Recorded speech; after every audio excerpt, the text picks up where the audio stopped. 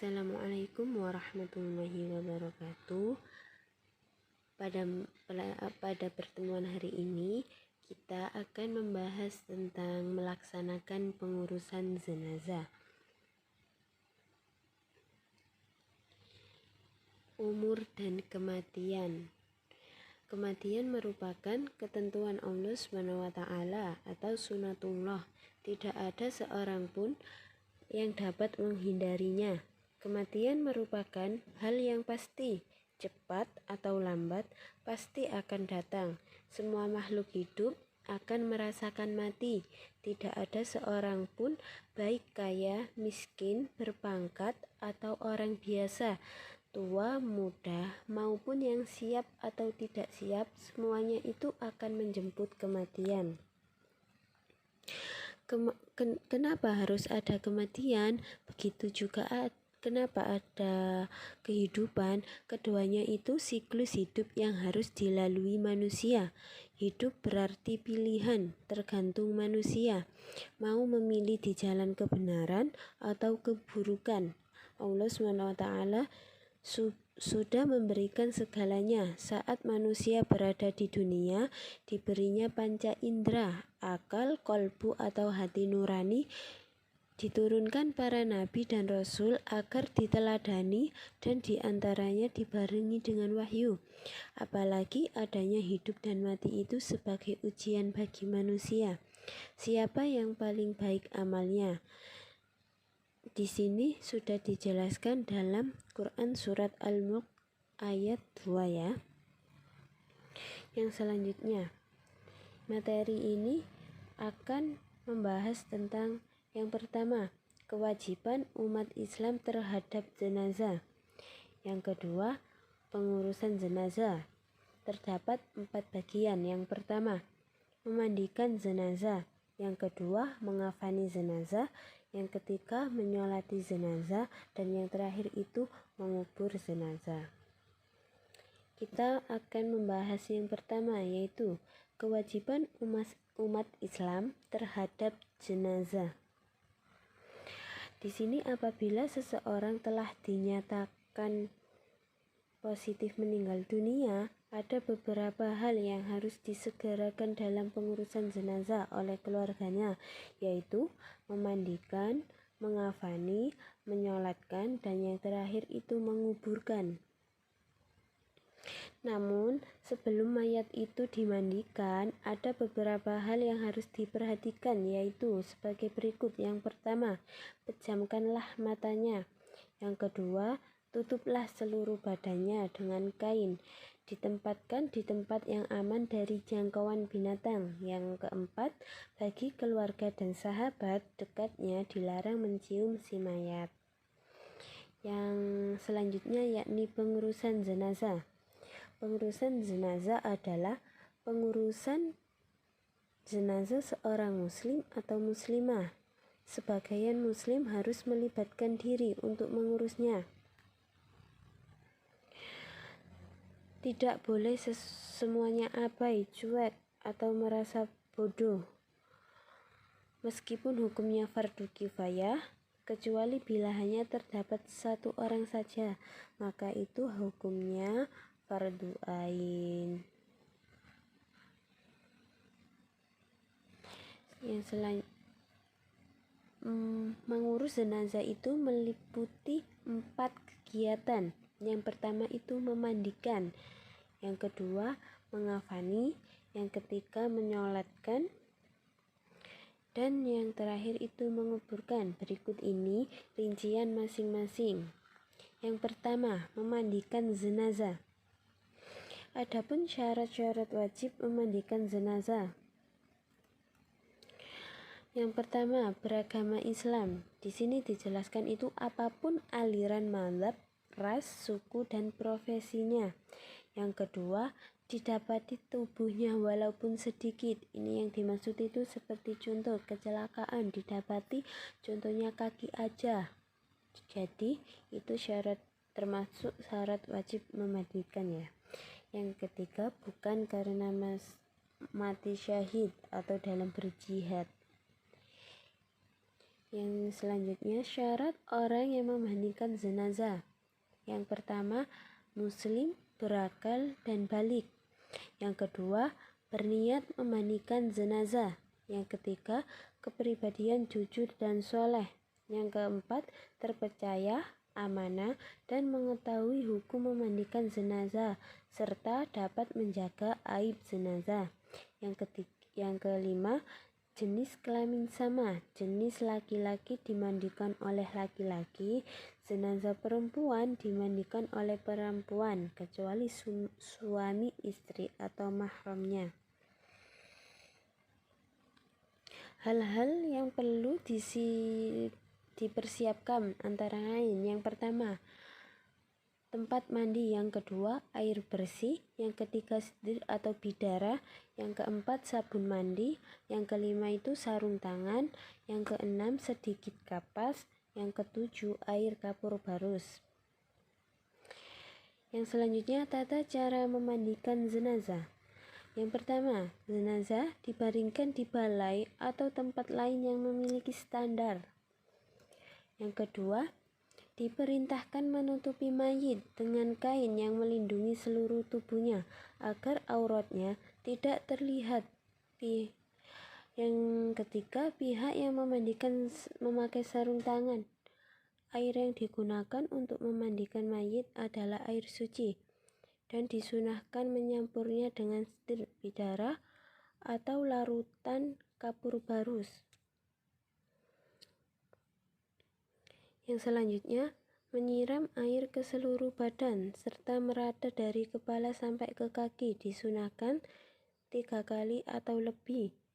Yang selanjutnya, bersihkan giginya, lubang-lubang hidung, lubang telinga, celah ketiaknya, celah jari tangan dan kaki serta rambutnya. Yang selanjutnya, membersihkan kotoran dan najis yang melekat pada anggota badan jenazah. Yang selanjutnya, mewuduhkan jenazah. Yang terakhir yaitu sirami dengan larutan kapur barus dan harum-haruman. Baik, yang selanjutnya yakni mengafani jenazah. Mengafani jenazah adalah menutupi atau membungkus jenazah dengan sesuatu yang dapat menutupi tubuhnya, walau hanya sehelai kain dari ujung rambut sampai ujung kaki. Meskipun di sini para fuqaha atau ahli fikih memilahnya antara batas minimal dan batas sempurna. Kain kafan yang dipergunakan hendaknya itu berwarna putih dan diberi wewangian. Bila mengafani itu lebih dari ketentuan batas, maka hukumnya itu makruh atau boleh sebab dianggap berlebihan. Hal-hal yang disunahkan dalam mengafani jenazah. Yang pertama, kain kafan yang digunakan hendaknya kain kafan yang bagus, bersih, dan menutupi seluruh tubuh jenazah. Yang kedua, kain kafan hendaknya berwarna putih. Yang ketiga, jumlah kain kafan untuk jenazah laki-laki hendaknya 3 lapis, sedangkan bagi jenazah perempuan itu 5 lapis. Beberapa hal yang perlu diperhatikan dalam mengafani jenazah. Yang pertama itu kain yang diperoleh dengan cara halal. Yang kedua, kain kafan hendaknya bersih, berwarna putih dan sederhana. Yang selanjutnya, tata cara mengafani jenazah. Di sini itu yang pertama jenazah laki-laki dulu ya. Yang pertama, bentangkan kain kafan sehelai demi helai. Yang paling bawah lebih besar dan luas serta setiap lapisan diberi kapur barus. Yang kedua, angkatlah jenazah dalam keadaan tertutup dengan kain dan letakkan di atas kain kafan memanjang lalu ditaburi wangi-wangian. Yang ketiga, tutuplah lubang-lubang yang mungkin masih mengeluarkan kotoran dengan kapas. Yang keempat, selimutkan kain kafan sebelah kanan yang paling atas, kemudian ujung lembar sebelah kiri. Yang selanjutnya itu lakukan seperti tersebut selembar demi lembar dengan cara yang lembut. Yang kelima, ikatlah tali yang sudah disiapkan sebelumnya di bawah kain kafan 3 atau 5 ikatan. Yang keenam, jika kain kafan tidak menutupi seluruh badan jenazah. Yang selanjutnya, jenazah perempuan.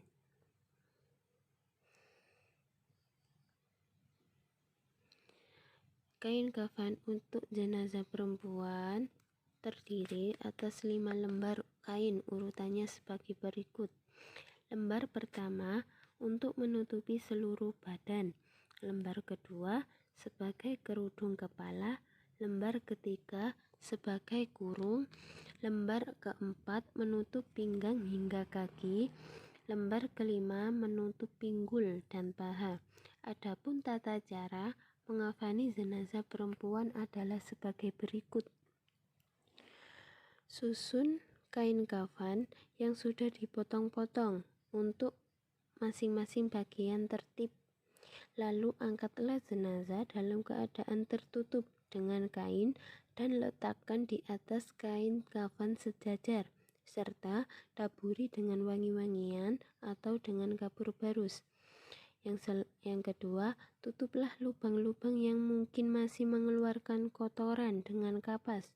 Yang selanjutnya, tutupkan kain pembungkus pada kedua pahanya. Pakaikanlah sarung juga baju kurungnya.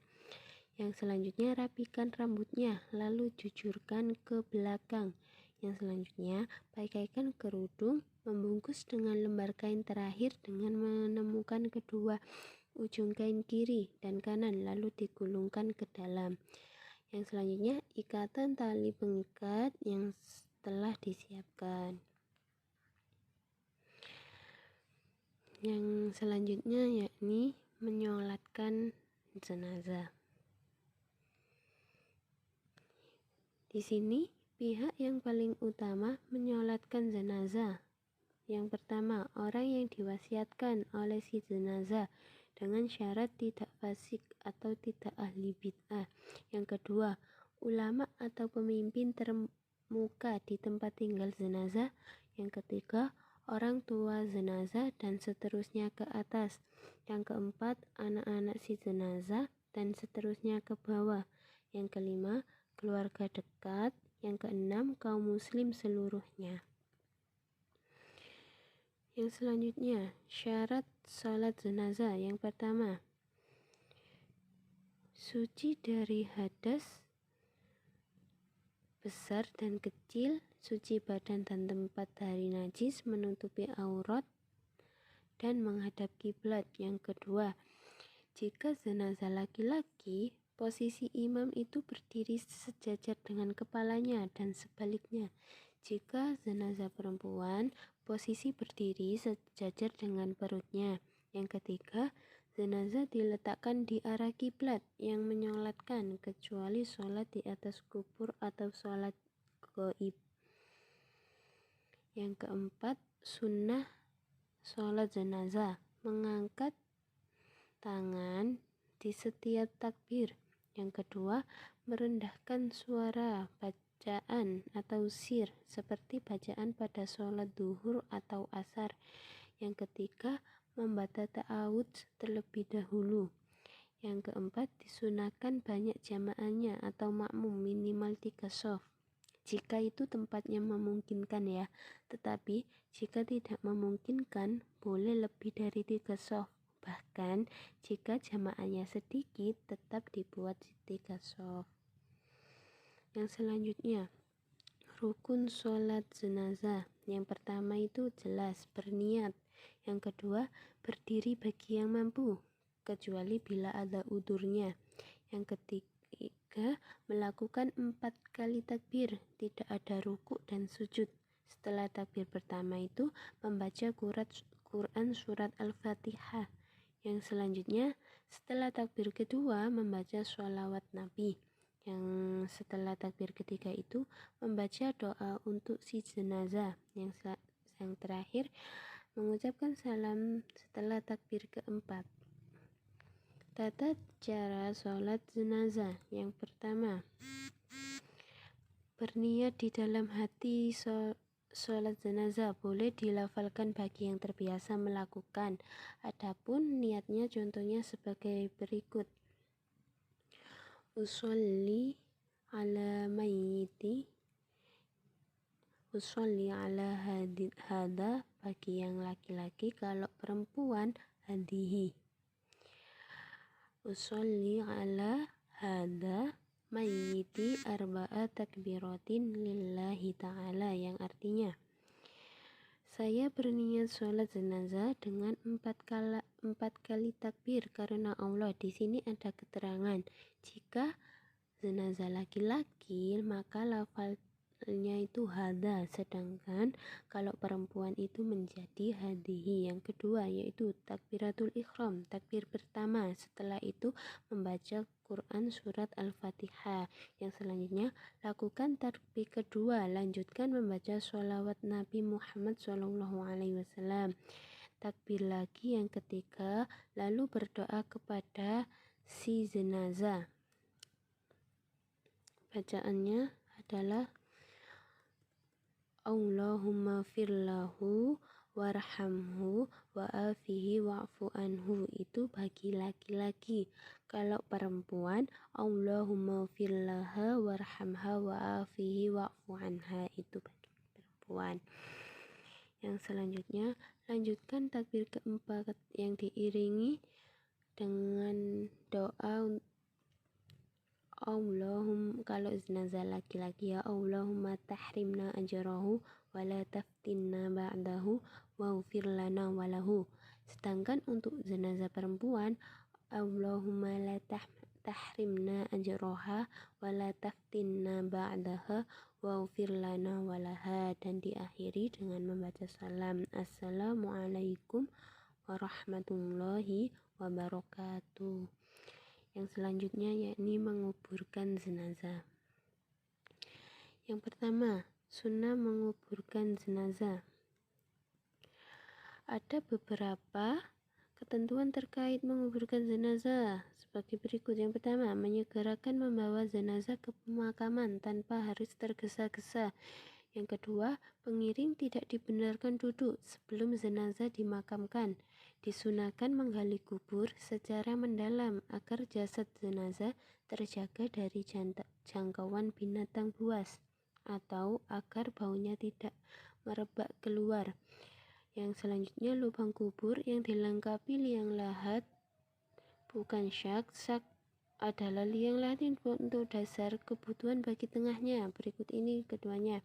Disunahkan memasukkan jenazah ke liang lahat dari arah kaki kuburan lalu diturunkan ke dalam liang kubur secara perlahan.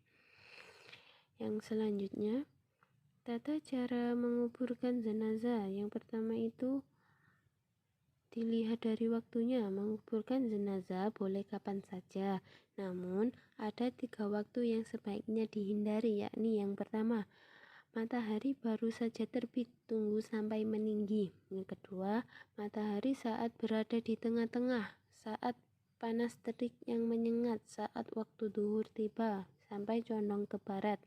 Yang selanjutnya, saat matahari hampir terbenam hingga ia terbenam sempurna. Yang selanjutnya itu dilihat dari urutan dan tahapnya. Yang pertama, jenazah diangkat untuk diletakkan di dalam kubur, lakukan secara perlahan. Yang kedua, jenazah dimasukkan ke dalam kubur, dimulai dari kepala terlebih dahulu dan dilakukan lewat arah kaki. Jika memungkinkan, boleh menurunkannya dari arah kiblat. Yang selanjutnya, di dalam liang lahat, jenazah diletakkan dalam posisi miring di atas lambung kanan bagian bawah dan menghadap kiblat. Yang selanjutnya, pipi dan kaki jenazah supaya ditempelkan ke tanah dengan membuka kain kafannya. Begitu pula tali-tali pengikat dilepas. Waktu menurunkan jenazah ke liang lahat, hendaknya itu membaca doa sebagai berikut. Bismillahi wa ala millati Rasulillah, yang artinya dengan menyebut nama Allah dan berdasarkan millah atau ajaran tuntunan Rasulullah. Yang selanjutnya, setelah jenazah diletakkan di dalam rongga liang lahat dan tali temali selain kepala dan kaki dilepas, maka rongga liang lahat tersebut ditutup dengan papan kayu atau bambu dari atas agak menyamping. Setelah itu, keluarga terdekat memulai menimbun kubur dengan memasukkan 3 genggaman tanah yang dilanjutkan menimbun sampai selesai. Hendaknya meninggikan makam kira-kira sejengkal, baik tanda agar tidak dilanggar kehormatannya. Yang selanjutnya kemudian diperciki air yang harum dan wangi. Yang selanjutnya setelah selesai penguburan diakhiri dengan doa, isinya antara lain memohon ampunan, rahmat, keselamatan, dan keteguhan dalam menjawab beberapa pertanyaan dari malaikat Munkar dan Nakir. Yang selanjutnya, yang terakhir, Rasulullah SAW itu mengingatkan agar tidak membuat bangunan di atas kuburan tersebut seperti diberi semen, marmer, atau batu pualam yang harganya mahal. Di sini juga sudah dijelaskan dari Aisyah radhiyallahu anhu bahwa Nabi SAW itu ketika beliau sakit yang membawa kepada kematiannya, Allah melaknat orang-orang Yahudi dan Nasrani disebabkan mereka itu menjadikan kuburan para nabi mereka sebagai masjid. Aisyah radhiyallahu anha berkata, kalau bukan karena sabda beliau tersebut, tentu sudah mereka pindahkanlah kuburan beliau dari dalam rumahnya. Namun aku tetap khawatir nantinya akan dijadikan masjid. Hadis riwayat Bukhari. Baik, sekian dari saya. Semoga bermanfaat untuk kalian semua. Assalamualaikum warahmatullahi wabarakatuh.